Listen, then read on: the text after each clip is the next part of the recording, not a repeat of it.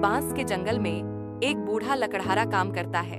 उसकी थकान के बावजूद उसकी खुशी स्पष्ट है। एक अजीब अलौकिक चमक एक साधारण बांस के डंठल से निकलती है जो उसकी नजर को आकर्षित करती है। उत्सुक और हैरान, लकड़हारा चमकते हुए बांस के पास जाता है। उसकी जिज्ञासा जागृत होती है। एक अज्ञेय आवेग से प्रेरित होकर वह अपनी कुल्हाड़ी उठाता है, रहस्यमय तने को काटने के लिए तैयार। दृढ़ संकल्प के साथ वह कुल्हाड़ी चलाता है। भाग्य का एक मोड़ शुरू करता है। लकड़हारा घर की ओर बढ़ता है। उसके चेहरे पर एक विजयी मुस्कान है। वह गर्व से अपनी पत्नी को एक बांस की टहनी पेश करता है जो अलौकिक चमक बिखेर रही है। साथ में उन्होंने सावधानी पूर्वक बांस को खोला, जिससे एक अप्रत्याशित चमत्कार का पता चला। एक छोटा सुंदर बच्चा बांस के दिल से निकलता है जो उसे अपनी अलौकिक सुंदरता से मोहित कर लेता है। वे उसे कागुया हिम कहते हैं। एक नाम श्रद्धा और प्रेम से फुसफुसाया गया। समय बहता है और कागुया हिमे बेजोड़ सुंदरता और गहन ज्ञान की महिला के रूप में खिलती है। उसकी चमक की फुसफुसाहट हवा में गांव से होकर गुजरती है। राजकुमार और अमीर आदमी आते हैं उससे शादी करने के लिए। उनकी शानदार जुलूस गांव से होकर गुजरते हैं जो उनके आकर्षण का प्रमाण है। गांव में उत्साह और प्रत्याशा है।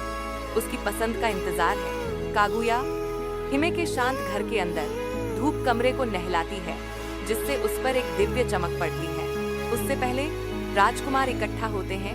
उनके चेहरे महत्वाकांक्षा और लालसा को दर्शाते हैं। कागुया हिम की आवाज हवा में नाजुक ताकत के साथ गूंजती है। जो राजकुमार मुझे सबसे दुर्लभ खजाना लाएगा, मैं उसी से शादी करूंगी।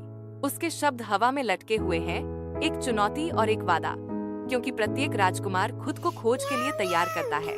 विशाल भागों में राजकुमार आगे बढ़ते हैं। उनकी आंखें पौराणिक खजानों के सपनों से जल रही हैं। फिर भी महत्वाकांक्षा कड़वी निराशा में बदल जाती है, क्योंकि प्रत्येक खोज व्यर्थ समाप्त होती है। कुछ राजकुमार लालच से ग्रस्त होकर धोखे के जटिल जाल बुनते हैं। अन्य लोग अटूट साहस के साथ खतरनाक परीक्षणों का सामना करते हैं। उनकी आत्माओं को भाग्य द्वारा परखा जाता है। उनकी असफलताएं भूमि में गूंजती हैं, जो टूटे सपनों और टूटे संकल्पों का प्रमाण है।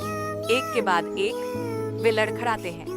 उनकी उम्मीदें वास्तविकता के अड्डिक पत्थर से टकराती हैं। रात के आवरण में कागुया हिम अपने सांसारिक माता पिता को अपनी स्वर्गीय उत्पत्ति का खुलासा करती है। भारी मन से कागुया हिम फुसफुसाती है, मैं चांद से हूँ और मुझे वापस जाना होगा। स्वर्गीय स्वर्गदूत स्वर्ग से उतरते हैं। उनके रूप कागुया हिमे के पास आते ही उज्जवल होते हैं। बूढ़े जोड़े के चेहरे पर आंसू बहते हैं। उनके दिल टूट जाते हैं, क्योंकि कागुया हिम चांद पर चढ़ती है।